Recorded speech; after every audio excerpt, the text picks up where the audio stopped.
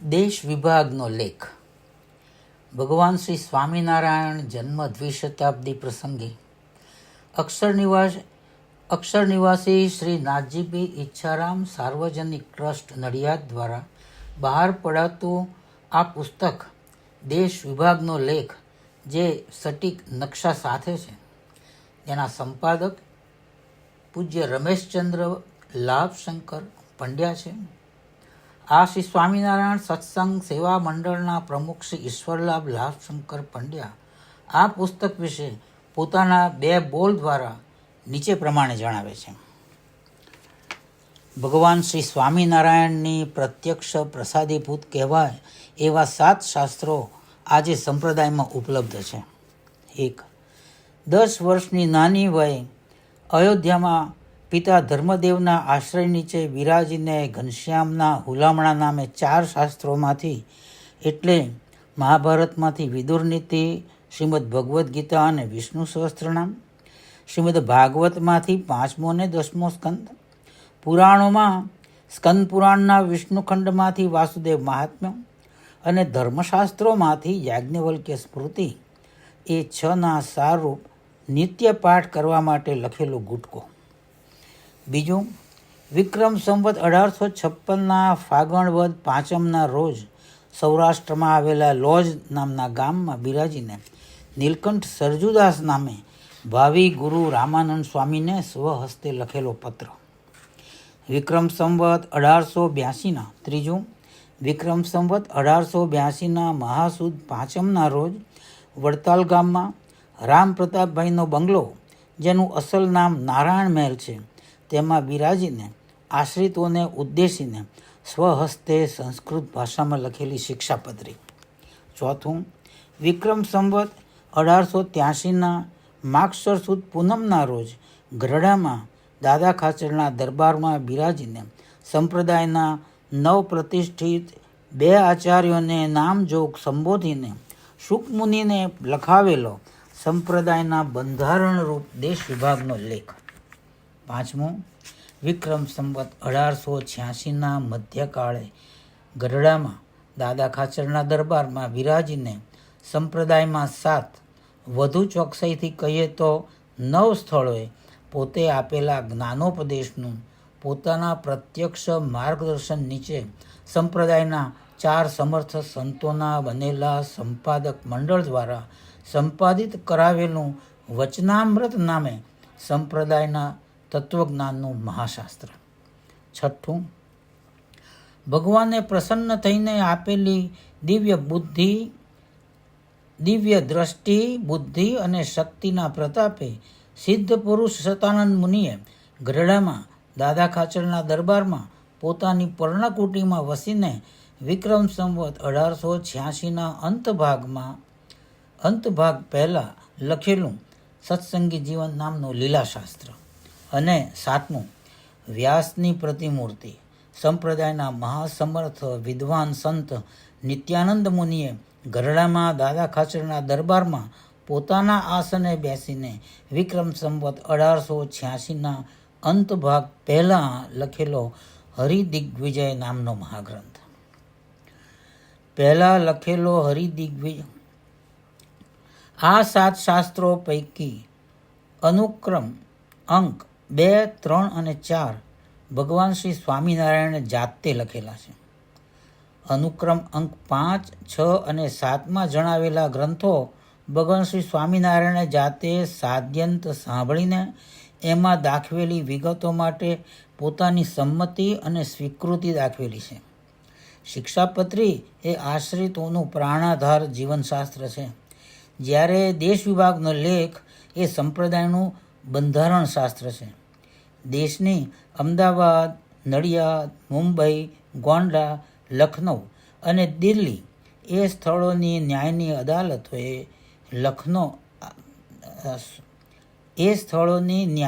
અદાલતોએ લેખનો constitution of સંપ્રદાયના બંધારણ તરીકે અને charter of Swaminarayan sect Shri Swaminarayan સંપ્રદાયના હકનામા તરીકે સર્વાનુમતે સ્વીકાર કરેલો છે.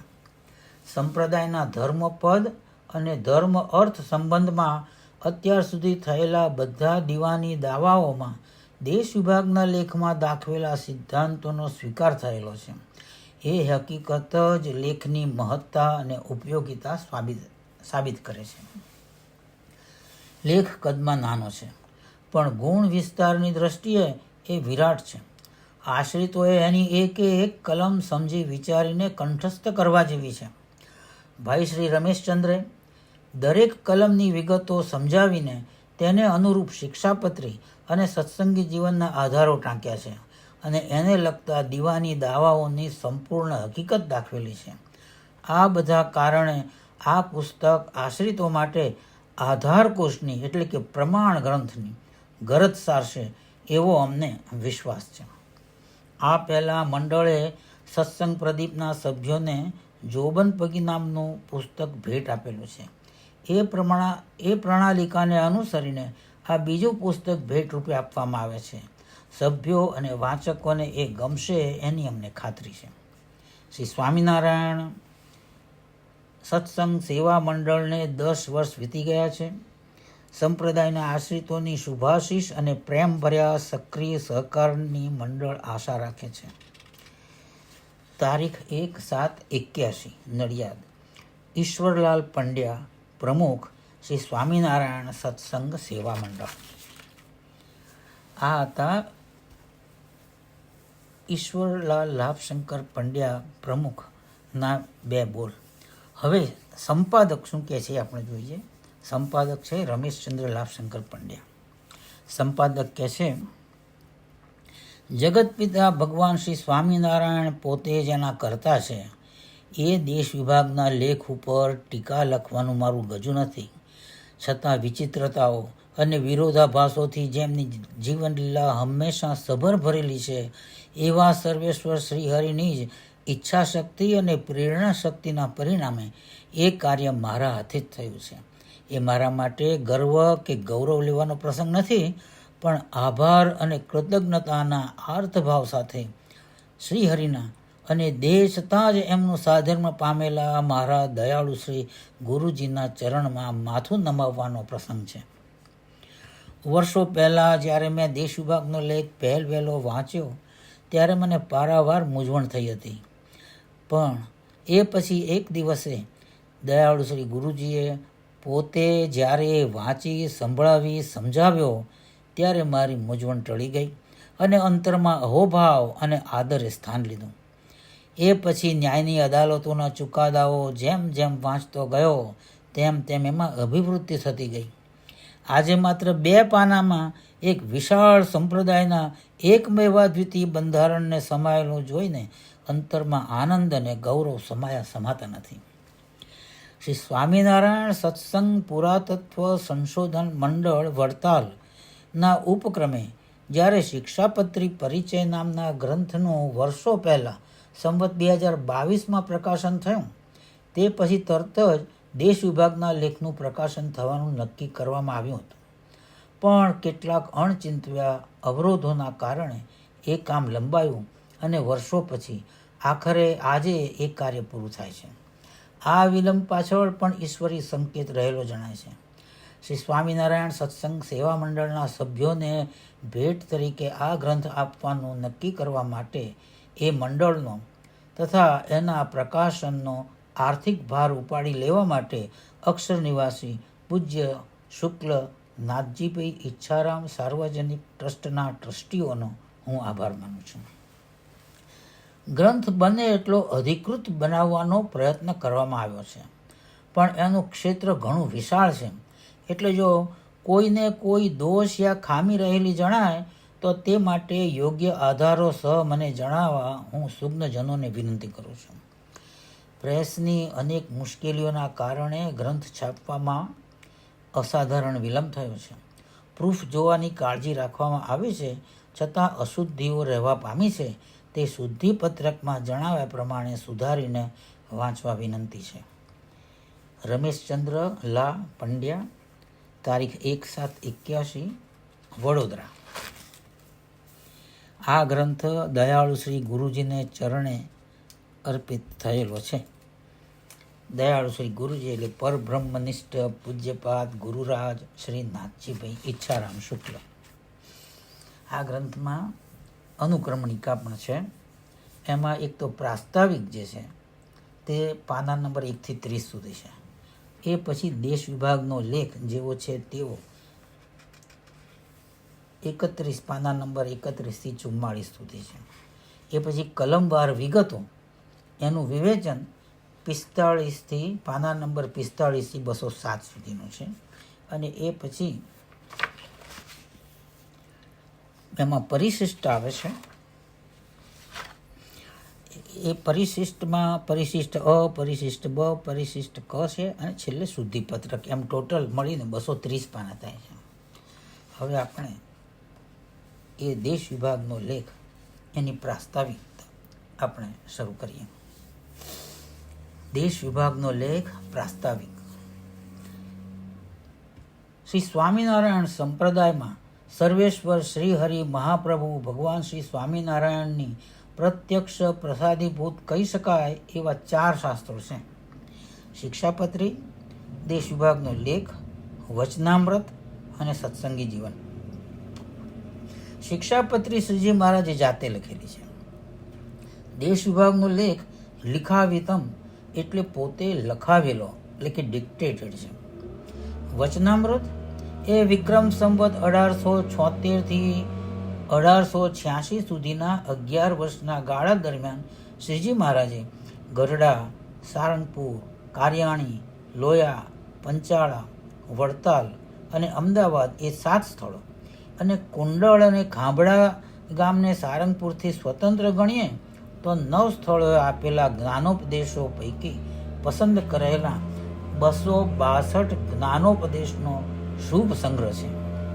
શ્રીજી મહારાજની આજ્ઞાથી સદગુરુ ગોપાળન સ્વામી વગેરે 4 સમર્થ સંતોએ એક કલ્યાણકારી ગ્રંથનું સંપાદન કરેલું છે.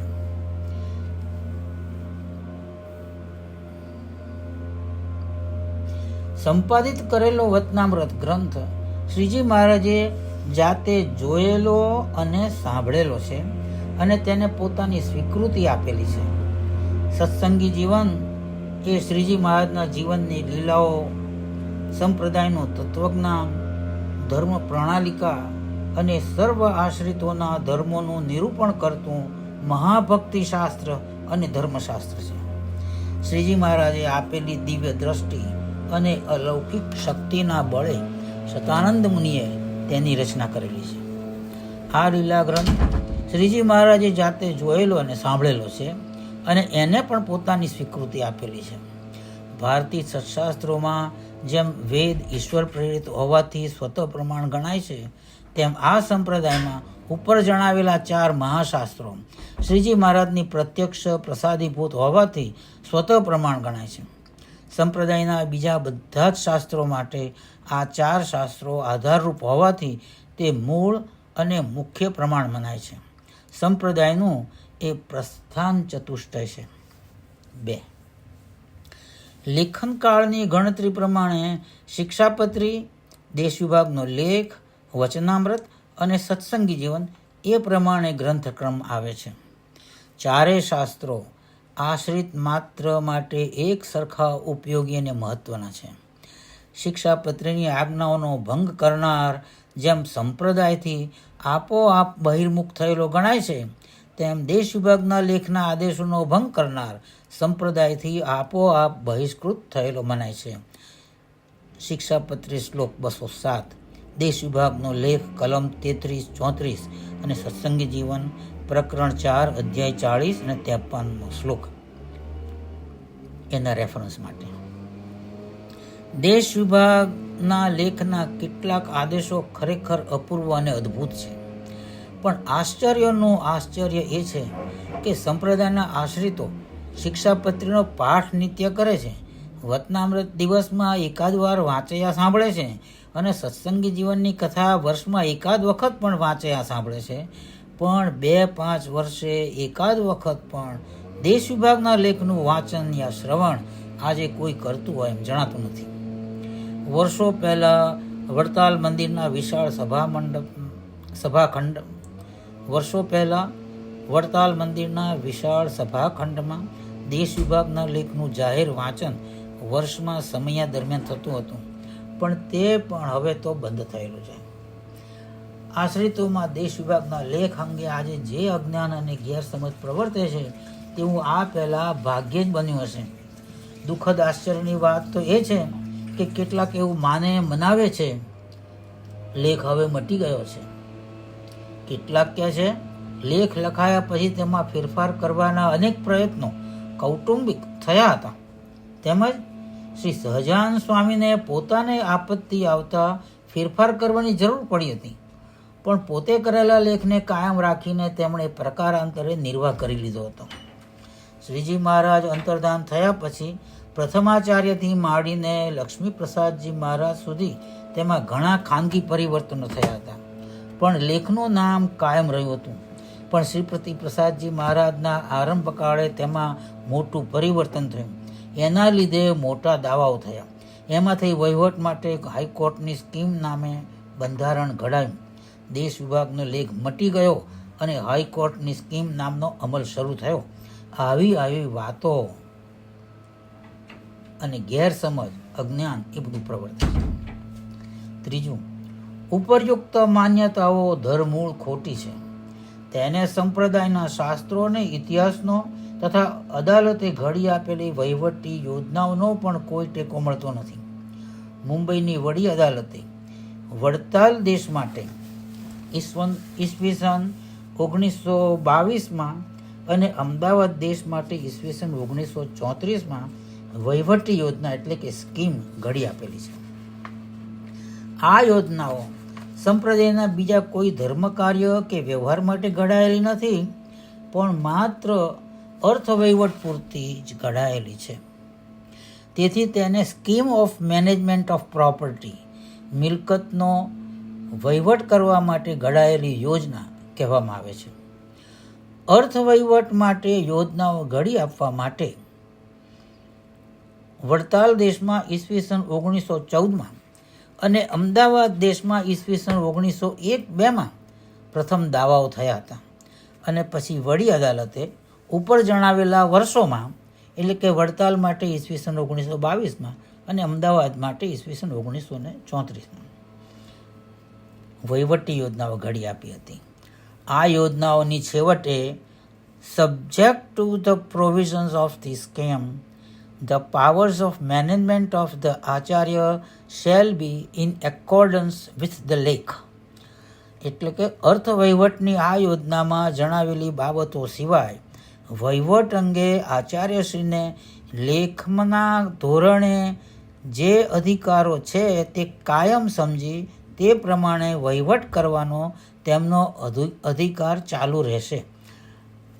આ ઉપરથી બે બાબતો સ્પષ્ટ થાય છે.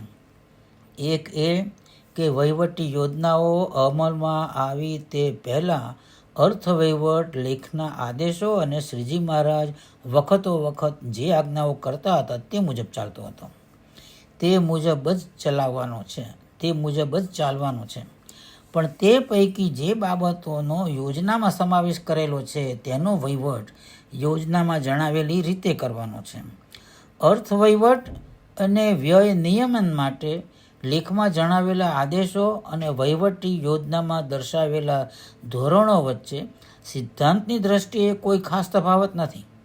આપણે એ વિગતોનો જે તે કલમોના વિવેચન વખતે હવે પછી વિચાર કરીશું, પણ આ ઉપરથી એટલું તો સ્પષ્ટ થાય છે કે લેખ મટી ગયો નથી, પણ ચાલુ જ છે. 4. વહીવટી યોજનાઓ ઘડવા માટે જે દાવાઓ થયા હતા તે કામો ઠેઠ પ્રિવી કાઉન્સિલ સુધી ચાલેલા છે, પણ તેમાં કોઈ પ્રસંગે કોઈ પક્ષ, કોઈ ધારાશાસ્ત્રી કે કોઈ ન્યાયાધીશે શ્રીજી મહારાજને પોતાને કંઈ આર્થિક ઉપાધિ નડ્યાની અને તે કારણે તેમણે પ્રકારાંતરે નિર્વાહ કરી લેવાની વાતનો ઈશારો સરખોય કરેલો નથી. તેમજ દાવાઓ થયા તે પહેલાંના આચાર્યોના સમયમાં લેખમાં જાહેર રીતે યા ખાનગી રાહે પરિવર્તનો કોઈએ કરવા માટે પ્રયત્નો થયાનું પણ કોઈએ કહેલું જણાતું નથી. એટલે ઉપર જણાવેલા આક્ષેપો ઇરાદાપૂર્વકના ઉપજાવી કાઢેલા હોય એમ સ્પષ્ટ થાય છે. સૌ કોઈએ ધ્યાનમાં રાખવા જેવી મહત્વની વાત એ છે કે ન્યાયની અદાલતોએ તો લેખનો મૂળ બંધારણ એટલે કે ઓરિજિનલ ચાર્ટર તરીકે સ્વીકાર કરેલો છે. વેબસ્ટરના મોટા આંતરરાષ્ટ્રીય શબ્દકોશમાં ચાર્ટર શબ્દનો અર્થ નીચે પ્રમાણે આપેલો છે. Charter, an instrument in writing from sovereign power of a state or country, executed in a due form, granting or guaranteeing rights, franchise or privileges.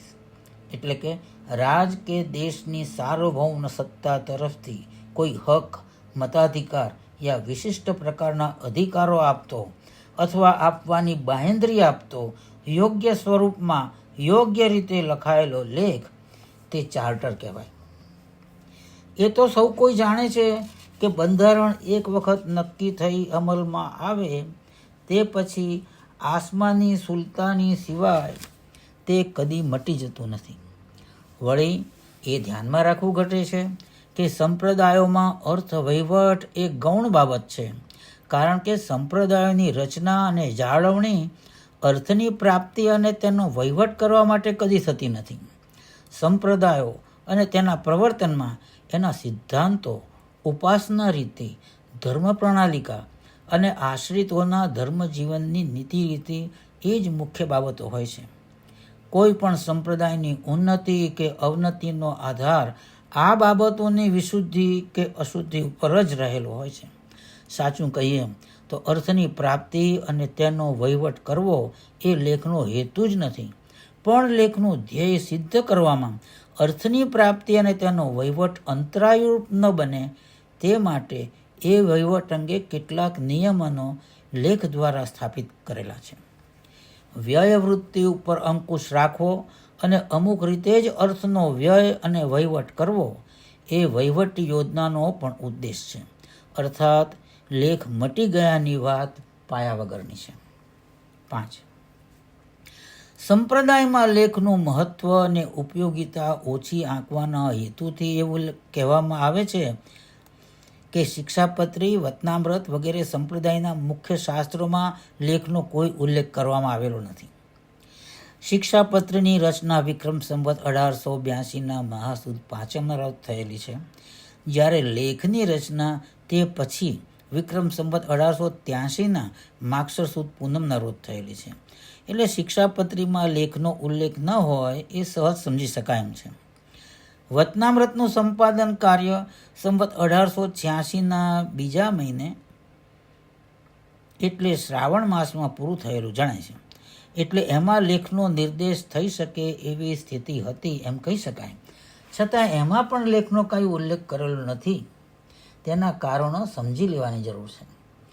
લેખ એ સંપ્રદાયનું બંધારણ શાસ્ત્ર છે, જ્યારે વતનામ્રત એ સંપ્રદાયના તત્વજ્ઞાનનું મહાશાસ્ત્ર છે. સામાન્ય રીતે બંધારણ શાસ્ત્રોમાં જેમ તત્વજ્ઞાનની ચર્ચા પ્રસ્તુત ગણાતી નથી, તેમ તત્વજ્ઞાનના ગ્રંથોમાં બંધારણની વિચારણા પ્રસ્તુત ગણાતી નથી. આ એક કારણ છે. બીજું કારણ એ છે કે લેખની રચના મિતિ પછીના વતનામ્રતોની સંખ્યા માત્ર 29 જ છે. સંવત 1884માં 12, સંવત 1885માં 16 અને સંવત 1886માં 1. આ વતનામ્રતો એટલે ગરડા અંત્ય પ્રકરણના છેલ્લા 29 વતનામ્રતો. એ વતનામ્રતોમાં બંધારણ જેવા વિષયનું સહજ રીતે વિવેચન થઈ શકે એવી કોઈ બાબતનો વિચાર થયેલો જણાતો નથી. એ કારણે એમાં લેખનો ઉલ્લેખ થયેલો નહીં હોય એમ લાગે છે. પણ લેખની યોજના એ શ્રીજી મહારાજના જીવનની એક અલૌકિક લીલા છે. તેથી સંપ્રદાયના લીલાશાસ્ત્ર સત્સંગી જીવનમાં એનું સુંદર નિરૂપણ કરેલું છે. સત્સંગી જીવનના 4થા પ્રકરણના 40મા અધ્યાયમાં લેખનું સવિસ્તર વર્ણન કરેલું છે. સંપ્રદાયના બીજા મહત્વના ગ્રંથોમાં પણ લેખનો નિર્દેશ કરેલો છે જ. 1. સદગુરુ નિત્યાનંદ સ્વામી કૃત હરિદિગ્વિજયના 41મા ઉલ્લાસમાં. 2. ધર્મ ધુરંધર પૂજ્યપાદ આચાર્ય શ્રી રઘુવીરજી મહારાજ કૃત હરિલીલા કલ્પતરુના 10મા સ્કંદના 2 થી 8 સુધીના 7 અધ્યાયમાં. ત્રીજું, ધર્મ ધુરંધર પૂજ્યપાદ આચાર્ય શ્રી ભગવત પ્રસાદજી મહારાજ કૃત હરિલીલા પ્રદીપના 3જા કિરણના 9મા અધ્યાયમાં. ચોથું, અચિંત્યાનંદ વર્ણિકૃત હરિસંભવના 17મા સર્ગમાં. પાંચમું, અખંડાનંદ વર્ણિકૃત હરિચરિત્રના 4થા પરિચ્છેદના 10મા અધ્યાયમાં.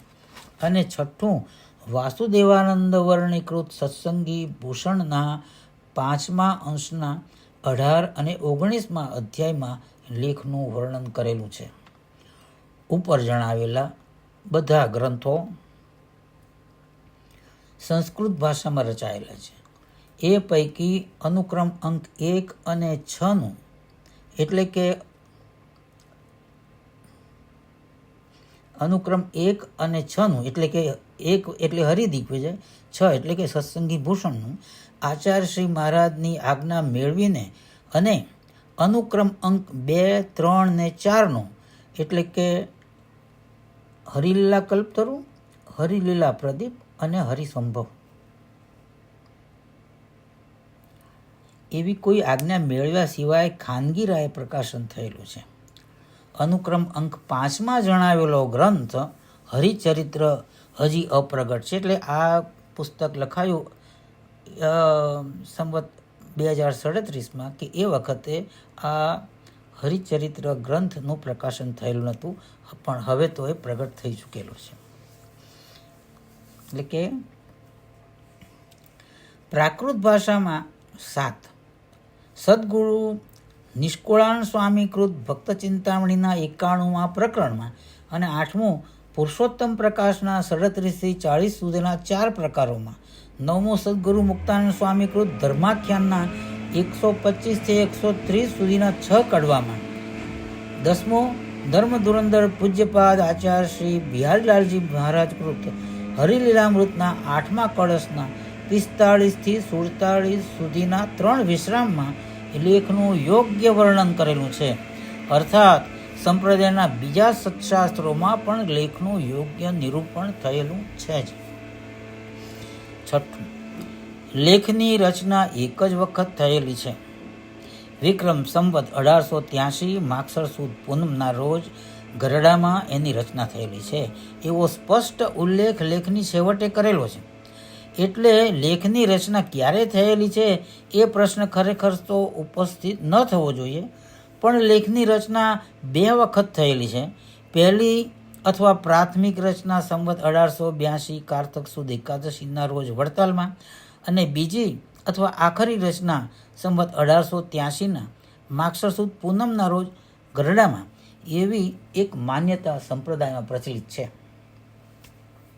શું આવી જે માન્યતા માટે એક શ્રીહરિ માસિક 1 સત્સંગી જીવન પ્રકરણ 4 અધ્યાય 40માં 30ના શ્લોકનું ગુજરાતી ભાષાંતર શ્રી સ્વામિનારાયણ સત્સિદ્ધાંત ભાસ્કર પાના નંબર 2 પર આવું કરેલું છે. વળી એવું પણ કહેવામાં આવે છે કે લેખની 2 રચનાઓનું એકમાત્ર હરિલીલા કલ્પતરુમાં જ નિરૂપણ કરેલું છે. સત્સંગી જીવન વગેરે ગ્રંથોમાં તેની એક જ પહેલી અથવા પ્રાથમિક રચનાનું જ વર્ણન કરેલું છે. એટલે કે આ શ્રી સ્વામિનારાયણ સત્સિદ્ધાંત ભાસ્કર પાના નંબર 2 પર કીધેલું છે. લેખની રચના 2 વખત થયેલી છે એવો કોઈ ઇશારો લેખમાંથી સાંભળતો નથી. તેથી ઉપર જણાવેલી માન્યતાઓમાં કંઈ તથ્યાંશ છે કે કેમ તેનો વિચાર કરવો યોગ્ય થશે. સંપ્રદાયના બીજા જે ગ્રંથોમાં લેખનું વર્ણન કરેલું છે તે સત્સંગી જીવનમાં કરેલા વર્ણનને લગભગ અક્ષરશઃ મળતું આવે છે. એટલે જો આપણે એકલા સત્સંગી જીવનમાં કરેલા વર્ણનનો જ વિચાર કરીએ તો તે બીજા બધા ગ્રંથોમાં કરેલા વર્ણનોનો વિચાર કર્યા બરાબર થશે.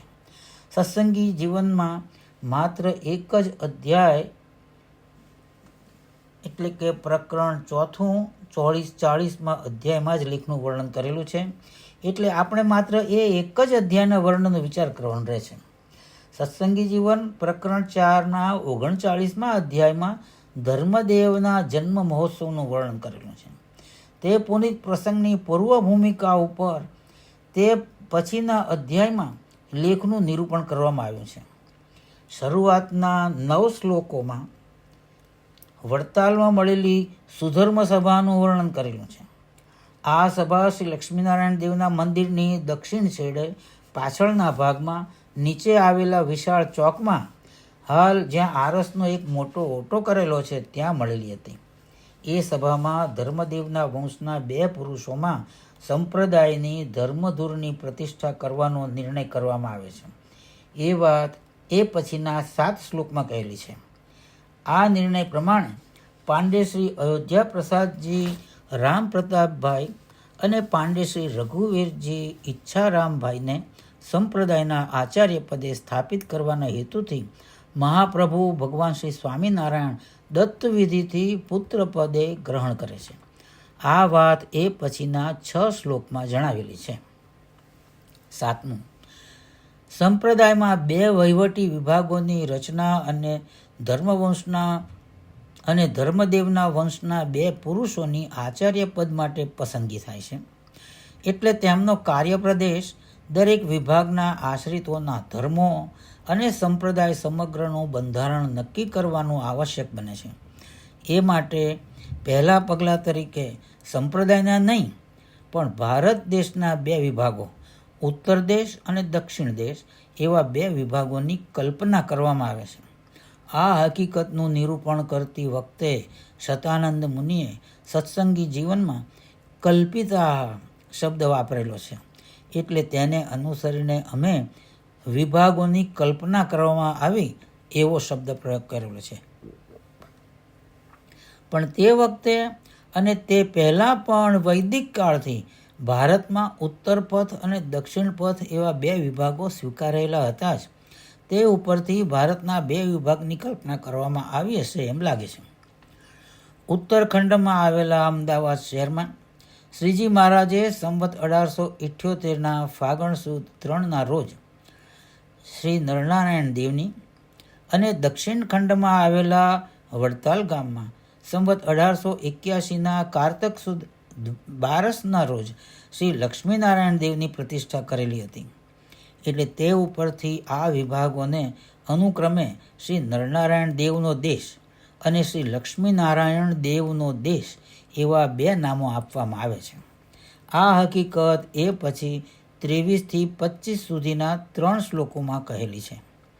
આજે આ વિભાગો માટે અનુક્રમે અમદાવાદ દેશ અને વડતાલ દેશ એવા 2 વધારાના નામો પ્રચલિત બનેલા છે. તે 8મું, તે પછી શ્રીજી મહારાજ સુખમુનિ પાસે 2 પત્રિકાઓ, જેને માટે લેખની કલમ 8માં 2 પાનાની ચિઠ્ઠીઓ એવા શબ્દો વાપરેલા છે, તે લખાવે છે. અને તે પૈકી એક ઉપર શ્રી નરનારાયણ દેવનો દેશ અને બીજી ઉપર શ્રી લક્ષ્મીનારાયણ દેવનો દેશ એવું શીર્ષક કરાવે છે. અને તેની નીચે જણાવેલા 2 સૂત્રો લખાવે છે. પહેલું સૂત્ર નીચે પ્રમાણે હતું: આ ખંડમાં ધન, ધાન્ય, વસ્ત્ર, અલંકારાદિ જે કંઈ ધર્માદાય આવે તે બધું જ આ ખંડના દેવનું છે. બીજું સૂત્ર નીચે પ્રમાણે હતું: આ ખંડના સર્વ આશ્રિતોના ધર્મની રક્ષા કરવા સારું અમે પોતે તમને આ આશ્રિતોના આચાર્ય પદે પરંપરાના ધોરણે પ્રતિષ્ઠિત કરેલા છે. આ હકીકત એ પછી 26થી 30 સુધીના 5 શ્લોકોમાં વર્ણવેલી છે. એ પછી જેમને શ્રીજી મહારાજે દત્તવિધિથી પોતાના પુત્ર પદે ગ્રહણ કરેલા હતા તે બંને પુરુષો શ્રીજી મહારાજની આજ્ઞાથી એક પત્રિકા ઉપાડે છે. તેમાં શ્રી નરનારાયણ દેવનો દેશ એ મથાળાવાળી પત્રિકા પાંડે શ્રી અયોધ્યા પ્રસાદજી રામ પ્રતાપભાઈને અને શ્રી લક્ષ્મીનારાયણ દેવનો દેશ એ મથાળાવાળી પત્રિકા પાંડે શ્રી રઘુવીરજી ઈચ્છારામભાઈને સાંપડે છે. એટલે શ્રીજી મહારાજ એમની જે તે દેશના આચાર્ય તરીકે વિધિવત પ્રતિષ્ઠા કરે છે અને પછી તેમને તે દેશના ધર્મધુરંધર આચાર્યશ્રી તરીકે સ્થાપિત થયેલા જાહેર કરે છે. આ જાહેરાત સાથે જ એ બંને દેશની સ્ત્રી આશ્રિતો માટે જે તે દેશના આચાર્યશ્રીની ધર્મપત્ની પોતાના પતિ આચાર્યની આજ્ઞા અને અનુમતિથી આચાર્ય તરીકે ફરજો બજાવશે એવી પણ જાહેરાત કરવામાં આવે છે. અને છેવટે બંને આચાર્યોને ધર્મદેવવત માનવાની અને નિષ્કામ ભાવે તેમની સેવા કરવાની સર્વ આશ્રિતોને આજ્ઞા કરવામાં આવે છે. આ બધી વાત એ પછીના 31થી 39 સુધીના 9 શ્લોકોમાં કહેલી છે. એ પછી 9 પ્રતિષ્ઠિત આચાર્યો અને આશ્રિતોને ઉદ્દેશીને શ્રીજી મહારાજ 9 મૌખિક ઉપદેશો આપે છે. આ હકીકત 40થી 53 સુધીના 14 શ્લોકોમાં જણાવેલી છે. સત્સંગી જીવન સિવાય બીજા બધા જ ગ્રંથોમાં ઉપર જણાવેલી હકીકત ટૂંકામાં જણાવેલી છે.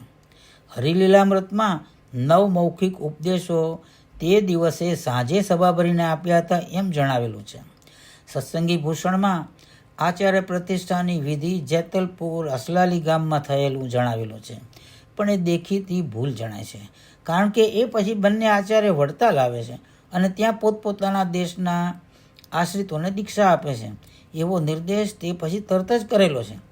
જો આચાર્ય પ્રતિષ્ઠાની વિધિ જેતલપુર અસલાલીમાં કરવામાં આવી હોય તો આશ્રિતોને દીક્ષા આપવાનું આનુષંગિક કાર્ય પણ ત્યાં જ કરવામાં આવે એ દેખીતું છે, પણ તે કાર્ય વડતાલમાં થયાનું સત્સંગી ભૂષણમાં જ કહેલું છે.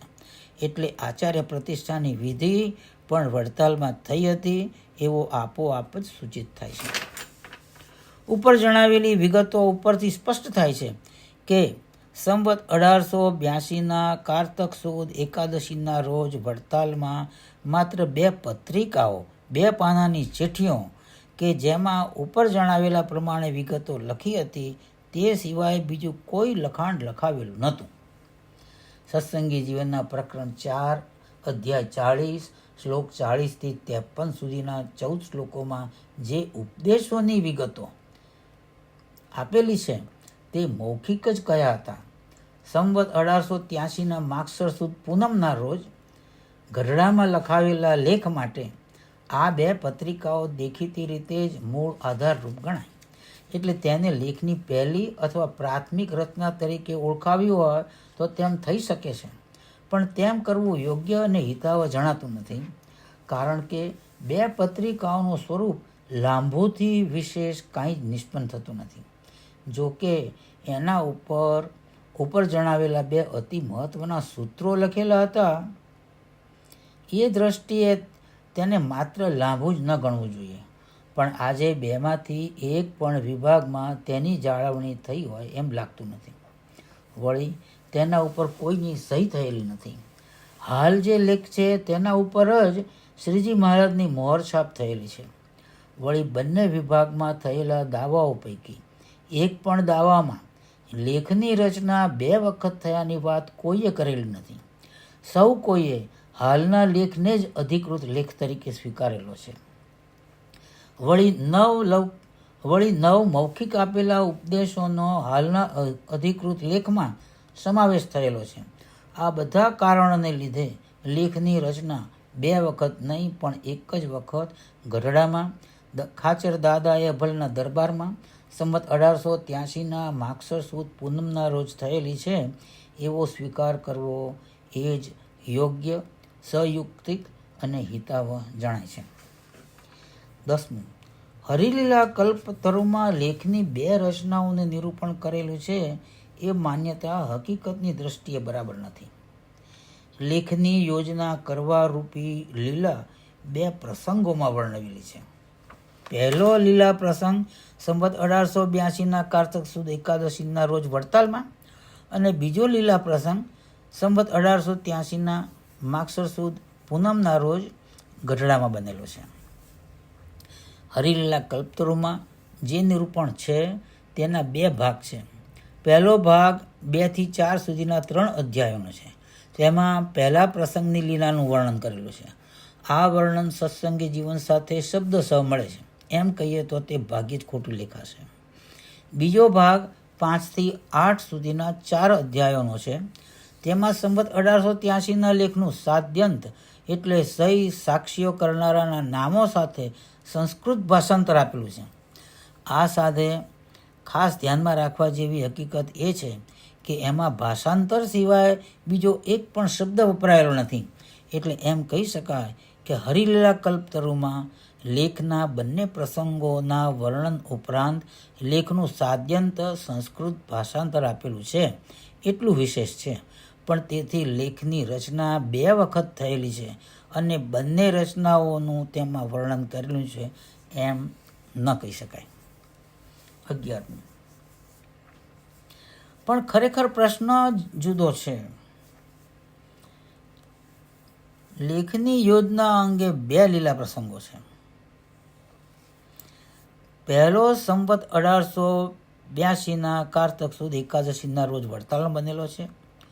બીજો સંવત 1883ના માગસર સુદ પૂનમના રોજ ગઢડામાં બનેલો છે. બંને પ્રસંગો વચ્ચે 13 માસનો લાંબો ગાળો છે. બંનેના સ્થળો એકબીજાથી લાંબા અંતરે આવેલા છે. છતાં સતાનંદ મુનિએ એ બંને પ્રસંગોનું સત્સંગી જીવનમાં એક જ સ્થળે સંયુક્ત વર્ણન કરેલું છે. આવી રીતે સંયુક્ત વર્ણન કરવાનું કારણ શું? શ્રીજી મહારાજના જે લીલા ચરિત્રો કાર્યકારણ ભાવે જોડાયેલા હોય યા જેને એ રીતે એકબીજા સાથે જોડી શકાય તેમ હોય તેવા લીલા ચરિત્રો વચ્ચે સમય અને સ્થળનું ગમે તેટલું અંતર હોય તો પણ તેનું સંયુક્ત વર્ણન કરવું એ સતાનંદ મુનિની એક અનુપમ નિરૂપણ શૈલી છે. એ કારણે એમણે સમય અને સ્થળનું મોટું અંતર હોવા છતાં ઉપર્યુક્ત 2 લીલા પ્રસંગોનું સંયુક્ત વર્ણન કરેલું છે. એક દાખલો લઈએ એટલે અમારું આ વિધાન વધારે સ્પષ્ટ થશે. શ્રીજી મહારાજે મુંબઈના તે વખતના ગવર્નર સર માલ્કમ હેલીને રાજકોટમાં મુલાકાત આપી હતી. તેનું વર્ણન સત્સંગી જીવન પ્રકરણ 2:36ના અધ્યાયમાં કરેલું છે. એ વર્ણન પૂરું થયા પછી તરત જ પ્રવર્તમાને તપોમાસે હરેશ્ચરિત મિત્યભૂત શ્રીહરિનું આ પ્રકારનું ચરિત્ર સંવત 1864ના મહામાસમાં થયું એવો ઉલ્લેખ કરેલો છે. આ નિર્દેશ આધારે જો કોઈ એમ કે એ મુલાકાત વિક્રમ સંવત 1884 એટલે ઈસવીસન 1808માં થઈ તો તે ઇતિહાસની દ્રષ્ટિએ ભારે ગંભીર ભૂલ કહેવાય. એ વર્ષે કે તેની આજુબાજુના વર્ષોમાં સૌરાષ્ટ્ર પ્રદેશમાં અંગ્રેજોની કોઈ સત્તા જ નથી. એટલે સાર્વભૌમ સત્તાના પ્રતિનિધિ તરીકે ગવર્નર એ વર્ષે રાજકોટ આવે એ ઇતિહાસની દ્રષ્ટિએ નરી અશક્યતા જ કહેવાય. જો એ વર્ષે ગવર્નરનું રાજકોટમાં આવવું જ શક્ય ન હોય તો શ્રીજી મહારાજ તેમને તે વર્ષે ત્યાં મુલાકાત આપે એ પણ દેખીતી રીતે જ શક્ય ન લેખાય. પણ વાચકને જો સતાનંદ મુનિની ઉપરયુક્ત નિરૂપણ શૈલીનો ખ્યાલ હોય તો તે તરત જ સમજશે કે સંવત 1864ના મહામાસનો નિર્દેશ આ મુલાકાતને અનુલક્ષીને નહીં પણ બીજી કોઈ લીલા પ્રસંગને અનુલક્ષીને કરવામાં આવ્યો હોવો જોઈએ. સત્સંગી જીવનના બીજા પ્રકરણના 34, 35 ને 36 એ 3 અધ્યાયોમાં સતાનંદ મુનિએ 5 લીલા પ્રસંગો કાર્ય કારણ ભાવે એકમેક સાથે જોડાયેલા 5 લીલા પ્રસંગોનું સંયુક્ત વર્ણન કરેલું છે. પહેલો પ્રસંગ આસુરી સ્વભાવના બાવાઓ અને માણસો સંપ્રદાયના સાધુઓ ઉપર અમાનુષી અત્યાચારો ગુજારે છે એ છે. એનું વર્ણન 34મા અધ્યાયમાં કરેલું છે. સ્થાનિક રાજાઓ અને સત્તાધીશોએ આવા પ્રસંગે સાધુઓનું રક્ષણ કરવું જોઈએ પણ એ તેમનું રક્ષણ કરતા નથી. એટલું જ નહીં પણ આસુરી વૃત્તિના માણસોને તેમની દુષ્ટ અને નિંદ્ય પ્રવૃત્તિમાં ઉત્તેજન મળે એવું વલણ અપનાવે છે. આ હકીકતનું વર્ણન પણ એમણે એ જ અધ્યાયમાં કરેલું છે. આસુરીજનોના અત્યાચારો અસહ્ય થાય છે ત્યારે શ્રીજી મહારાજ સાધુજનોના રક્ષણ માટે એક વિલક્ષણ માર્ગ અપનાવે છે. એક સ્થળે બધા સાધુઓને એકત્ર કરીને વૈષ્ણવી દીક્ષાના બાહ્ય ચિહ્નો, કંઠી, તિલક વગેરે તથા બાહ્ય પૂજા મૂર્તિઓ વગેરેનો ત્યાગ કરવાની તેમને આજ્ઞા કરે છે અને એ આજ્ઞા માથે ચડાવીને સંતો એ ચિહ્નોનો તત્કાળ ત્યાગ કરે છે અને અલક્ષ્યપણે વિચરી શકે એવા પરમહંસો બને છે. આ ત્રીજો પ્રસંગ છે અને તેનું વર્ણન એમણે 34મા અધ્યાયમાં કરેલું છે. ધર્મ અને સાધુઓની રક્ષા ન કરવાનું અને અધર્મને સાથ આપવાનું પરિણામ એ આવે છે કે સ્થાનિક રાજાઓ સત્તા ભ્રષ્ટ થાય છે અને માત્ર વેપાર કરવા સારું હિંદમાં આવેલા અંગ્રેજોના હાથમાં સત્તાના સૂત્રો સરકી જાય છે. આ ચોથો પ્રસંગ છે. તેનું વર્ણન પણ 35મા અધ્યાયમાં કરેલું છે. અને પછી પોતાની નવી સત્તાને સ્થિર કરવા માટે અંગ્રેજ ગવર્નર રાજકોટ આવે છે. ત્યારે એમના આમંત્રણને માન આપીને શ્રીહરિ કૃપા કરીને તેમને રાજકોટ મુલાકાત આપે છે. આ પાંચમો પ્રસંગ છે. એનું વર્ણન 35 અને 36મા અધ્યાયમાં કરેલું છે. ત્રીજો પ્રસંગ એટલે કે જે અલક્ષ્યપણે પરમહંસનો જે પ્રસંગ છે, અલક્ષ્યપણે પરમહંસ બનીને વિચારવાનો જે પ્રસંગ, એ સાહિત્યની પરિભાષામાં પરાકાષ્ઠા પ્રસંગ એટલે કે ક્લાઇમેક્સ કહેવાય એવો છે. તે માટે પહેલા બે પ્રસંગો નિમિત્ત કારણ છે.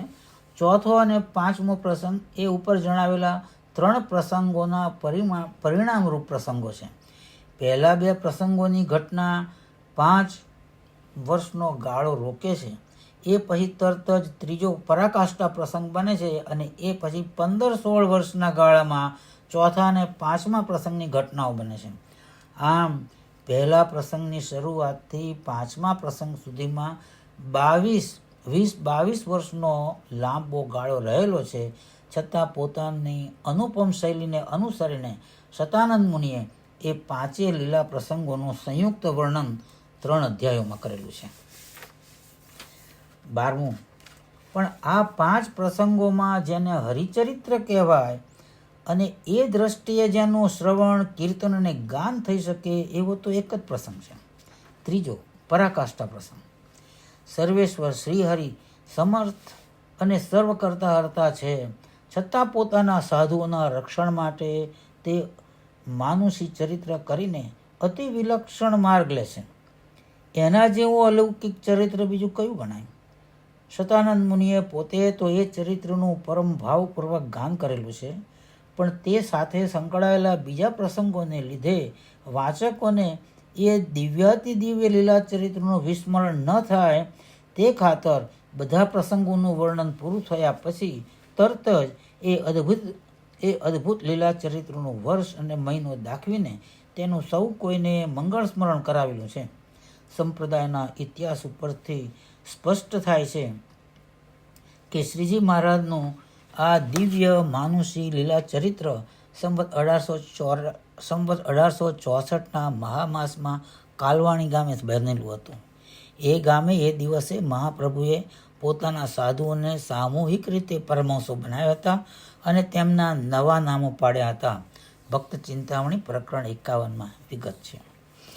પોતાની આ અનુપમ શૈલીને અનુસરીને શતાનંદ મુનિએ દેશ વિભાગના લેખના 2 લીલા પ્રસંગોનું સંયુક્ત વર્ણન કરેલું છે.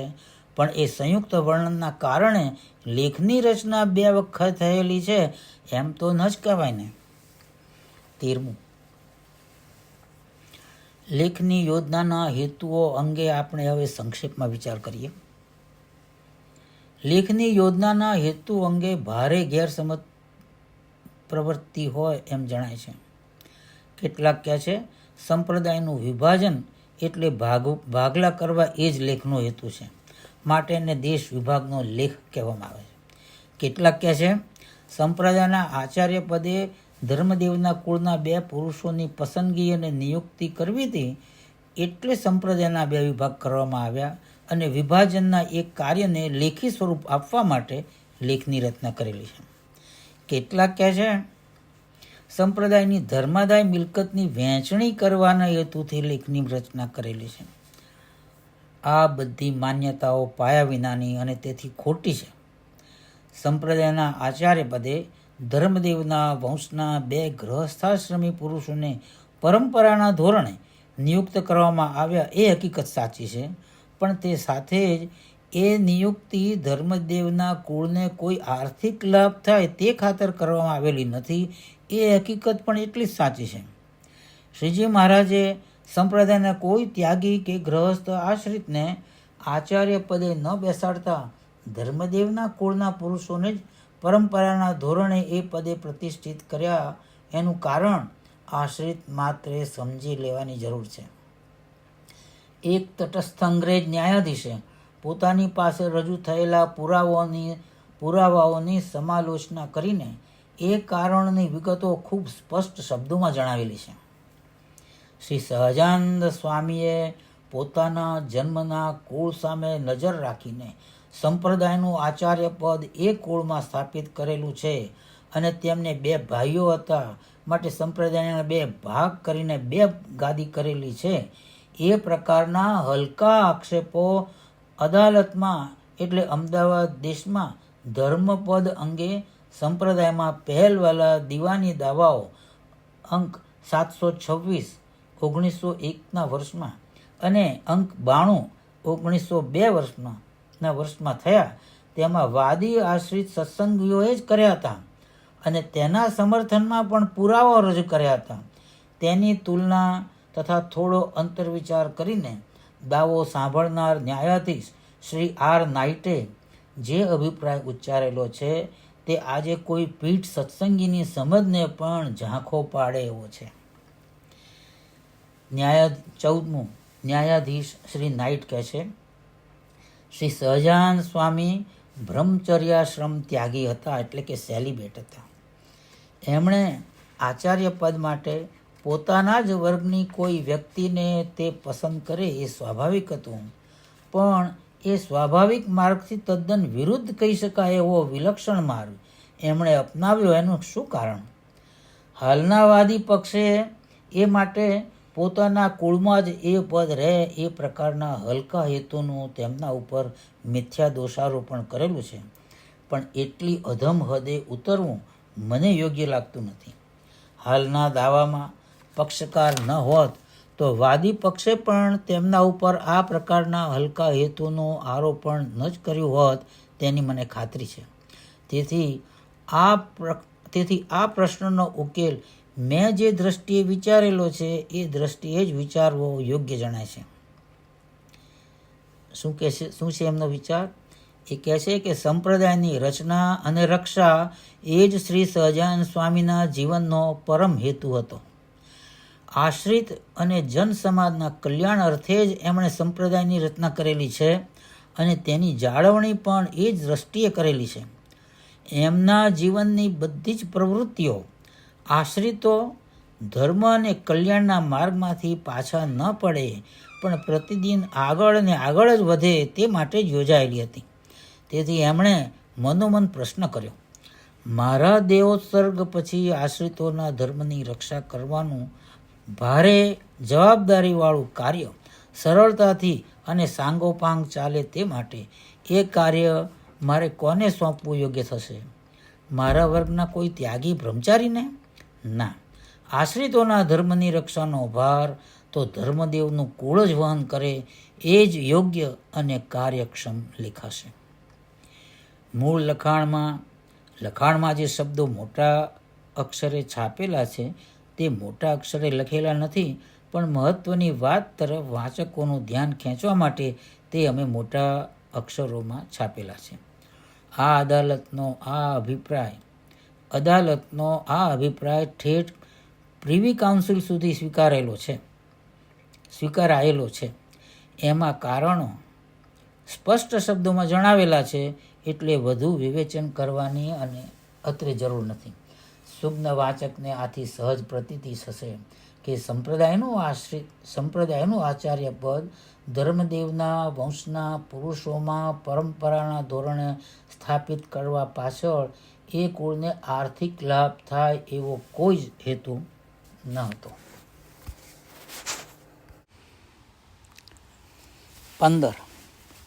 શ્રીજી મહારાજને 2 ભાઈઓ હતા માટે તેમણે 2 ગાદીની યોજના કરેલી છે.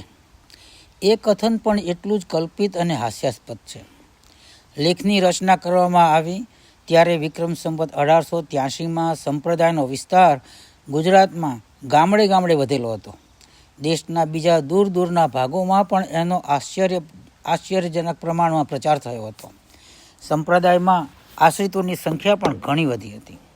ત્યાગી વર્ગમાં સાધુ બ્રહ્મચારીઓની સંખ્યા 1500 કરતાં વધુ હતી અને ગૃહસ્થ આશ્રિતોની સંખ્યા 5 લાખ, ગૃહસ્થ કુટુંબો એટલે 25 લાખ કરતાં વધુ હતી.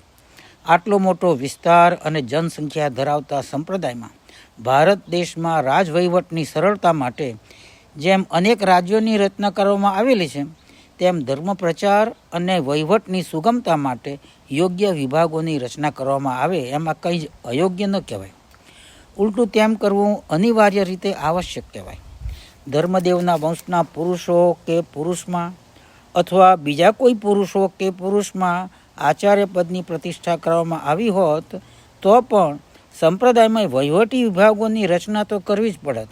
એ હકીકતનો કોઈ રીતે ઇનકાર થઈ શકે તેમ નથી. પ્રશ્ન માત્ર કેટલા વિભાગોની રચના કરવી એટલો જ હતો. દેશના બીજા સંપ્રદાયોમાં ત્યારે એકથી વધુ વિભાગો અસ્તિત્વમાં હતા જ. શ્રીમદ શંકરાચાર્યએ ભારતના 4 વિભાગ કર્યા હતા અને તે દરેકમાં એક મઠની સ્થાપના કરી હતી અને દરેક મઠમાં પોતાના એક શિષ્યની શંકરાચાર્ય તરીકે પ્રતિષ્ઠા કરી હતી. શ્રીમદ રામાનુજાચાર્યના શિષ્ય વેદાંત દેશિકે દક્ષિણ ભારતના 2 વિભાગ કર્યા હતા. શ્રીરંગ ક્ષેત્રમાં દક્ષિણ અથવા તેલંગાઈ શાખા અને કાંચી ક્ષેત્રમાં ઉત્તર અથવા વડગલાઈ શાખા, અને ત્યાં એક પીઠની સ્થાપના કરી હતી અને તે દરેક પીઠમાં પોતાના એક શિષ્યની પીઠાધિપતિ આચાર્ય તરીકે પ્રતિષ્ઠા કરી હતી. તદુપરાંત કહે છે કે 74 જેટલા સિંહાસનાધિકારીઓની પણ તેમણે નિયુક્તિ કરી હતી. શ્રીમદ વલ્ભાચાર્યના પુત્ર શ્રી વિઠ્ઠલેશે ભારતના 7 વિભાગો કર્યા હતા અને તે દરેક વિભાગોમાં એક હવેલીની સ્થાપના કરી હતી અને ત્યાં પોતાના એક પુત્રની વલ્લભબાળ વૈષ્ણવાચાર્ય તરીકે પ્રતિષ્ઠા કરી હતી. રામપ્રતાપભાઈને 3 અને ઈચ્છારામભાઈને 5 પુત્રો હતા. એટલે જો ધર્મકુળના સભ્યોને આર્થિક લાભ કરી આપવાનો જ હેતુ હોત તો ઉપર જણાવેલા બીજા સંપ્રદાયોની પ્રણાલિકા મુજબ શ્રીજી મહારાજે સંપ્રદાયમાં 8 વિભાગો કર્યા હોત અને ત્યાં આ 8 પુત્રોની આચાર્ય તરીકે પ્રતિષ્ઠા કરી હોત, પણ તેમણે એવું કંઈ જ કર્યું નથી. એમણે તો ઓછામાં ઓછી જરૂરિયાતનો વિચાર કરીને માત્ર 2 જ ગાદીની સ્થાપના કરેલી છે. વળી એ પદ ઉપર અનુગામી આચાર્યની પસંદગી અને નિયુક્તિ કરવા માટે એમણે જે નિયમનો યોજેલા છે, જેની વિચારણા આપણે હવે પછી જે તે કલમના વિવેચન પ્રસંગે કરીશું, તેનો વિચાર કરતાં પણ સ્પષ્ટ થાય છે કે ધર્મદેવના કુળના સભ્યોને આર્થિક લાભ કરાવવાનો કોઈ જ આશય નહોતો. 16. સંપ્રદાયનું વિભાજન એટલે ભાગલા કરવાનો તો લેખના મૂળમાં કોઈ હેતુ જ નહોતો એવું નિઃશંક કહી શકાય એમ છે. સંપ્રદાયના વિશાળ વિસ્તાર અને મોટી જનસંખ્યાના કારણે વહીવટી સરળતા માટે તેમાં વિભાગોની રચના કરવાનું અનિવાર્ય બનેલું હતું. પણ તેથી વિભાજન એ લેખનો ઉદ્દેશ કે ધ્યેય છે એવું માની ન લેવાની ચેતવણી શ્રીજી મહારાજે લેખમાં પદે પદે આપેલી છે. શ્રીજી મહારાજે અમદાવાદ અને ભુજમાં શ્રી નરનારાયણ દેવ, વડતાલમાં શ્રી લક્ષ્મીનારાયણ દેવ, ધોલેરામાં શ્રી મદન મોહન દેવ, જૂનાગઢમાં શ્રી રાધારમણ દેવ અને ગઢડામાં શ્રી ગોપીનાથ દેવની મૂર્તિઓની સ્વહસ્તે પ્રતિષ્ઠા કરેલી છે.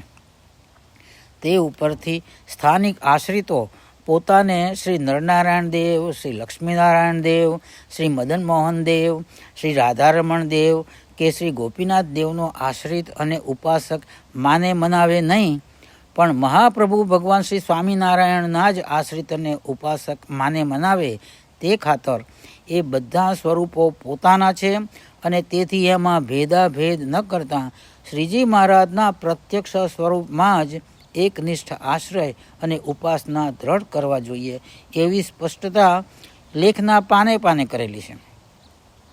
આશ્રિત ગમે તે મંદિરની હદમાં રહેતો હોય અને ગમે ત્યાં નામવેરો અને ધર્મદાય આપતો હોય, પણ પોતે મહાપ્રભુ ભગવાન શ્રી સ્વામિનારાયણનો જ આશ્રિત અને ઉપાસક છે એ હકીકત તેણે કદી ન ભૂલવી જોઈએ એવો અનુરોધ લેખની પંક્તિએ કરેલો છે. સંપ્રદાયના ઈષ્ટદેવ એક જ છે, સંપ્રદાયના 2 આચાર્યો એક છે, સંપ્રદાયના ત્યાગીઓ એક છે, સંપ્રદાયના ગૃહસ્થ હરિભક્તો એક છે, સંપ્રદાયનું તત્વજ્ઞાન, ધર્મ પ્રણાલિકા અને વ્રત નિયમ વિધિ એક છે એ પ્રમાણે એકતાની ઘોષણા લેખના શબ્દે શબ્દે કરેલી છે. સંપ્રદાયમાં આચાર્ય વચ્ચે, આચાર્ય અને ત્યાગી વચ્ચે, આચાર્ય અને ગ્રહસ્થ હરિભક્ત વચ્ચે, ત્યાગી અને ત્યાગી વચ્ચે, ત્યાગી અને ગ્રહસ્થ હરિભક્ત વચ્ચે, અને ગ્રહસ્થ હરિભક્ત વચ્ચે કોઈ પણ બહાને, કોઈ પણ રીતે કજિયો ક્લેશ કરાવનારને વિમુખ થયેલો ગણવો એવો સ્પષ્ટ આદેશ લેખમાં આપેલો છે. એટલું જ નહીં, પણ તેને ચંડાળ જેવો ગણીને તેનાથી દૂર રહેવું એવો આગ્રહભર્યો અનુરોધ તેમાં કરવામાં આવ્યો છે. જો વિભાજન એ જ લેખનો હેતુ હોય તો તેમાં 2 વિભાગની સરહદના ગામોની યાદી સિવાય બીજું કંઈ લખવાની જરૂર નથી. લેખમાં વહેંચણી અને તેનો આભાસ થાય એવા શબ્દો વપરાયેલા છે એ ખરું છે, પણ એ તો એક ગૌણ અને ઔપચારિક બાબત છે. લેખ સમગ્રમાં સંપ્રદાય અને તેના આશ્રિતોની એકતા ઉપર જ ખાસ ભાર મૂકવામાં આવેલો છે. 17. લેખની યોજનાનો ત્રીજો મહત્વનો હેતુ સંપ્રદાયની મિલકતના સ્વામિત્વ અંગે છે. સંપ્રદાયમાં આચાર્ય, ત્યાગી અને ગ્રહસ્થ આશ્રિતો 3 મહત્વના કાર્યકારી અંગો છે. તે દરેક પોતપોતાની રીતે એમ મનાવે કે સંપ્રદાયમાં જે કી મિલકત ભેગી થઈ છે યા થાય છે તે પોતાના અથવા પોતાના વડીલોના પરિશ્રમના પરિણામે જ ભેગી થયેલી છે યા ભેગી થાય છે, તો તે લેખના આદેશો મુજબ ખરેખર મોટી ભૂલ છે. સંપ્રદાયની મિલકત કોઈ પુરુષના પરિશ્રમના કારણે ભેગી થયેલી નથી યા ભેગી થતી નથી, પણ પ્રગટ પુરુષોત્તમ ભગવાન શ્રી સ્વામિનારાયણની ઈચ્છા અને પ્રેરણાના પરિણામે જ ભેગી થયેલી છે યા ભેગી થાય છે એવું લેખમાં ભારપૂર્વક જાહેર કરવામાં આવેલું છે. શ્રીજી મહારાજે તેથી એ મિલકતનું સ્વામિત્વ સંપ્રદાયની કોઈ વ્યક્તિમાં નહીં પણ દેવમાં જ લેખ દ્વારા વેષ્ટિત કરેલું છે. લેખમાં જેમ સ્પષ્ટ શબ્દોમાં સંપ્રદાયનું આચાર્ય પદ ધર્મદેવના વંશના પુરુષોમાં પરંપરાના ધોરણે સ્થાપિત કરેલું છે, તેમ સંપ્રદાયની મિલકતનું સ્વામિત્વ પણ સ્પષ્ટ શબ્દોમાં દેવમાં વેષ્ટિત કરેલું છે. સૌ કોઈએ ધ્યાનમાં રાખવું ઘટે છે કે સંપ્રદાયની મિલકતનું સ્વામિત્વ લેખના આદેશો અને હેતુ વિરુદ્ધ દેવ સિવાય બીજી કોઈ વ્યક્તિમાં વેષ્ટિત કરવાના આ પહેલાં થયેલા પ્રયત્નો નિષ્ફળ નીવડેલા છે. લેખમાં આશ્રિતો માટે હક અને તેના ઉપભોગનો નહીં પણ સેવાનો આદર્શ રજૂ કરવામાં આવેલો છે. 18. લેખની યોજનાનો ચોથો હેતુ સૌ કોઈએ કદી ન ભૂલવો જોઈએ. આચાર્ય, ત્યાગી અને ગ્રહસ્થ નાના મોટા સર્વ આશ્રિતો પોતપોતાના ધર્મનું પાલન અવશ્યમેવ કરાવે અને એ રીતે જ સંપ્રદાયની અને પોતાની અને બીજાની ઉન્નતિ સધાવે એ લેખની યોજનાનો ચોથો હેતુ છે. 4 કલમો બાદ કરતાં લેખની બાકીની બધી જ કલમોમાં આ હેતુ ઉપર ખાસ ભાર મૂકવામાં આવેલો છે. નાના મોટા સર્વ આશ્રિતો લેખનો આ હેતુ બરાબર સમજે, વિચારે અને જીવનમાં આચરે તે ખાતર લેખમાં સ્પષ્ટ શબ્દોમાં કહેવામાં આવ્યું છે કે લેખના આદેશોની અવગણના કરનાર વ્યક્તિ જો આચાર્ય હોય તો તે ધર્મવંશનો નથી એમ માનવું, અને જો તે ત્યાગી કે ગ્રહસ્થ આશ્રિત હોય તો તે અમારો એટલે કે શ્રીજી મહારાજનો આશ્રિત નથી એમ માનવું. એટલું જ નહીં પણ એમ માનીને તેનો દૂરથી જ ત્યાગ કરવાનો સ્પષ્ટ આદેશ પણ લેખમાં આપેલો છે. સ્વે સ્વે કર્મણ્યે વિરત સંસિદ્ધિ લભતે નર એ ગીતા સૂત્રને લેખના આદેશમાં ગૂંથી લેવામાં આવેલું છે. લેખની યોજના તેના આ 4 હેતુઓનું આશ્રિતો બરાબર પાલન કરે એટલા માટે શ્રીજી મહારાજે કરેલી છે. ભારત દેશમાં આજે 16 ઉપરાંત રાજ્યો છે, એટલે કે આ પુસ્તક લખાયું એ વખતે લગભગ 1981માં 16 રાજ્યો હતા ભારતના. દેશમાં રાજ્યોની રચના દેશના ભાગલા પાડવાના હેતુથી કરવામાં આવેલી નથી કે આવતી નથી, પણ વિવિધતામાં એકતા સચવાય અને વધે એવા હેતુથી કરવામાં આવે છે. આ રાજ્યોને અમુક બાબતમાં સ્વાયત્ત સત્તા આપેલી છે, પણ તેથી કેન્દ્રની સત્તાની સર્વોપરિતાને કોઈ આંચ આવતી નથી. રાજ્યોએ પોતાના રાજ્યની ઉન્નતિ દેશની અને કેન્દ્રની ઉન્નતિ થાય એ રીતે જ કરવી જોઈએ. જે રાજ્ય કે રાજ્યની કોઈ વ્યક્તિ કેન્દ્રની સત્તાને હાનિ પહોંચાડે અથવા તેનો વિરોધ કરે તો તે દેશદ્રોહી અને રાજદ્રોહી ગણાય છે. તેમ શ્રીજી મહારાજે સંપ્રદાયમાં 2 વહીવટી વિભાગોની યોજના કરેલી છે અને એ વિભાગોને અર્થની પ્રાપ્તિ અને તેના વ્યય અંગે પૂર્ણ સત્તા આપેલી છે. પણ જો એ વિભાગો સંપ્રદાયના ઈષ્ટદેવ તત્વજ્ઞાનના સિદ્ધાંતો અને ધર્મ પ્રણાલિકા વિરુદ્ધ વર્તે અને એ વિભાગોમાં રહેલા આશ્રિતો સંપ્રદાયને અને જે તે વિભાગી કેન્દ્રની સત્તાને હાનિ પહોંચે એવી રીતે વર્તાવે તો તે સંપ્રદાય દ્રોહી અને ગુરુદ્રોહી જ ગણાય એ નિશંક છે. સંપ્રદાયના સુજ્ઞ આશ્રિતોએ તેથી તેવી કોઈ પ્રવૃત્તિ ભૂલે ચૂકે પણ ન કરવી જોઈએ. આશ્રિત તેની હદના દેવ અને દેશનો નહીં પણ સત્સંગ દેશનો અને મહાપ્રભુ ભગવાન શ્રી સ્વામિનારાયણનો જ એકનિષ્ઠ આશ્રિત અને ઉપાસક બને. સંપ્રદાયનું અને તેનું જીવન અર્થપ્રધાન કે વ્યવહાર પ્રધાન નહીં પણ ઈષ્ટદેવના સ્વરૂપની મહાત્મ જ્ઞાનયુક્ત સર્વોત્કૃષ્ટ નિષ્ઠા અને સદ્ધર્મ પ્રધાન જ બને. સંપ્રદાય જુદા જુદા ફાંટાઓમાં વિભક્ત ન બને પણ એક અને અભિન્ન સદા સંગઠિત અને સંયુક્ત જ રહે એવા શુભાશયથી લેખની યોજના કરવામાં આવેલી છે. સુજ્ઞ આશ્રિતે લેખના આ હેતુઓ કદી ન ભૂલવા જોઈએ. 19 લેખ જૂની લેખન પદ્ધતિ પ્રમાણે સળંગ ચાલુ લીટીમાં લખાયેલો છે. તેમાં કોઈ વિરામ ચિહ્નો વપરાયેલા નથી તેમજ પરિચ્છેદો પાડેલા નથી. ન્યાયની અદાલતમાં સંપ્રદાયનું બંધારણ દાખવતા મહત્વના લેખી પુરાવા તરીકે લેખ રજૂ થયેલો હતો ત્યારે તેનું અંગ્રેજી ભાષાંતર કરવામાં આવ્યું હતું. તેમાં 30 પરિચ્છેદો પાડેલા છે. વિષયવાર વિગતોની સમજણ સૌ કોઈને સરળતાથી સાંપડે એવા હેતુથી અત્રે પ્રસિદ્ધ થતા લેખમાં 35 પરિચ્છેદો યા કલમો યોજેલી છે. તેમાં વિષયની સરળ રજૂઆત માટે પેટા કલમો પણ યોજેલી છે. પણ તેમ કરવામાં લેખની ભાષા, શબ્દો અને વાક્ય રચનામાં કોઈ ફેરફાર કરવામાં આવ્યો નથી. તે તો જેમ છે તેમ જ કાયમ રાખેલી છે. આ વિવેચન ગ્રંથમાં શરૂઆતમાં પ્રાસ્તાવિક નિવેદન રજૂ કરેલું છે. તે પછી લેખ એટલે કે પાઠ સાદ્યંત આપેલો છે. તે પછી કલમવાર વિવેચન કરેલું છે. વિવેચનની સંગતિ માટે જે કલમો એકબીજા સાથે સંકળાયેલી લાગી છે તેને ભેગી લેવામાં આવેલી છે. જ્યાં જ્યાં દીવાની દાવાઓનો પ્રસંગ બનેલ જ્યાં જ્યાં દીવાની દાવાઓનો પ્રસંગ આવેલો છે ત્યાં તે દાવાની વિગતો આપેલી છે. ઈચ્છા તો હતી કે ઈસવીસન 1901થી 1948 સુધીના લાંબા ગાળા દરમિયાન બંને દેશમાં ધર્મપદ, ધર્મ અર્થ અને ધર્મ વ્યવહાર માટે જેટલા દાવાઓ થયેલા છે તેની વિગતો એક પરિશિષ્ટ રૂપે આ સાથે આપવી. પણ તેમ કરતાં પુસ્તકનું કદ ઘણું વધી જાય એમ હતું એટલે તે વિચાર હાલ તો મુલતવી રાખવો પડ્યો છે. વિવેચન અંતે 2 પરિશિષ્ટો આપેલા છે. પરિશિષ્ટ અમાં ધર્મદેવના વંશની વંશાવળી આપેલી છે. આ વંશાવળી ન્યાયની અદાલતોમાં રજૂ થયેલી છે.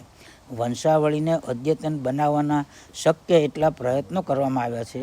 છતાં તેમાં કોઈ નામ રહી ગયું હોય યા અવળાસવળું લખાયું હોય તો તે અંગે પૂરી વિગતો સાથે અમને જણાવવા માટે સુજ્ઞ વાચકોને વિનંતી છે. પરિશિષ્ટ બ દેશ વિભાગની સરહદ દાખવતો નકશો છે. સંપ્રદાયના ઇતિહાસમાં આ પ્રકારનો નકશો પહેલી વાર જ રજૂ થાય છે. જૂનો સૌરાષ્ટ્ર પ્રદેશ, ગુજરાત, મધ્યપ્રદેશ, ઉત્તર પ્રદેશ, બિહાર અને બંગાળ એટલા પ્રદેશોના પ્રથમ અલગ નકશા બનાવીને પછી સમગ્ર ભારતનો એક નકશો બનાવેલો છે.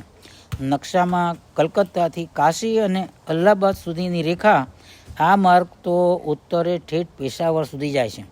ભારતના રોડ મેપ 40 માઇલ બીજી આવૃત્તિમાં દાખવેલો રાષ્ટ્રીય ધોરીમાર્ગ જેને ગ્રાન્ડ ટ્રંક રોડ કહેવામાં આવે છે અને જેની રેખા એટલે કે એલાઇનમેન્ટ ભારતના ભૂતપૂર્વ સમ્રાટ શેરશાહના સમયથી અંકાયેલી હાલ ચાલુ છે તે પ્રમાણે દોરવામાં આવેલી છે. કાશીથી ઉજ્જૈન, રતલામ, દાહોદ, ગોધરા અને ડાકોર એ રેખા પણ રાષ્ટ્રીય ધોરીમાર્ગ અંક 8 પ્રમાણે દોરેલી છે. ડાકોર અને તેથી આગળ બેટ શંખોદ્વાર સુધીના ગામોની રસ્તાની રેખા જે તે પ્રદેશના નકશાઓમાં બતાવ્યા પ્રમાણે દોરેલી છે. નકશામાં જગ્યાના સંકોચના કારણે સરહદના ગામોના નામો અનુક્રમને બદલે ઊભી લીટીઓ આંકેલી છે અને ગામોના નામની યાદી નીચે અલગ આપેલી છે. કલકત્તાથી બેટ સુધી જે ક્રમે લેખમાં ગામોના નામો જણાવેલા છે તે જ ક્રમાંકમાં સાચવેલો છે.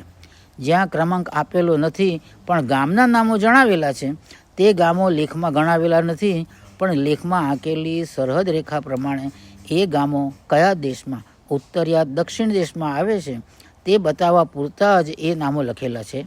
વિવેચનમાં થોડી પુનરુક્તિ થાય છે, પણ તે કલમની વિગતોની ચર્ચા વિચારણા માટે અનિવાર્ય છે.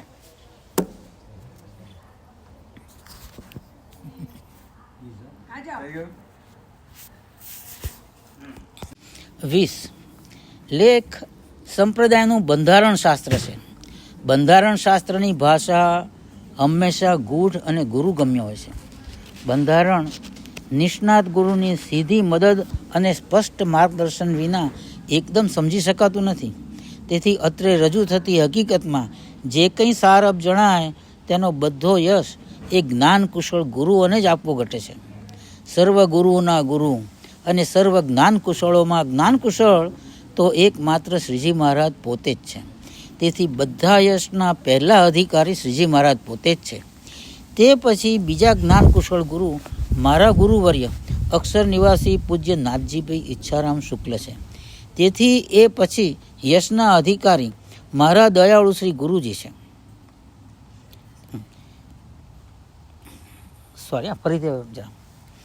તેથી બધા યશના પહેલા અધિકારી શ્રીજી મહારાજ પોતે જ છે. તે પછી બીજા જ્ઞાન કુશળ ગુરુ મારા ગુરુવર્ય અક્ષર નિવાસી પૂજ્ય નાથજીભાઈ ઈચ્છારામ શુક્લ છે. તેથી એ પછી યશના અધિકારી મારા દયાળુ શ્રી ગુરુજી છે.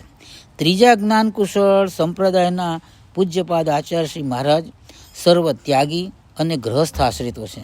તેથી એ સર્વે પણ એ યશના અધિકારી બને છે. હું તો આ ગ્રંથના સંશોધન, આલેખન અને પ્રકાશનમાં એક નિમિત્ત માત્ર છું. છતાંય આમાં કંઈ દોષ દૂષણ જણાય તો તે માટે હું એકલો જ જવાબદાર છું. આ વિવેચન ગ્રંથ વાંચી વિચારીને એમાંથી સુજ્ઞજનો હંસ બની નિરક્ષીર જુદા કરીને પોતાના આત્માને પથ્યપય લાગે તે ગ્રહણ કરશે તો મારો પરિશ્રમ સાર્થક થયો લેખીશ.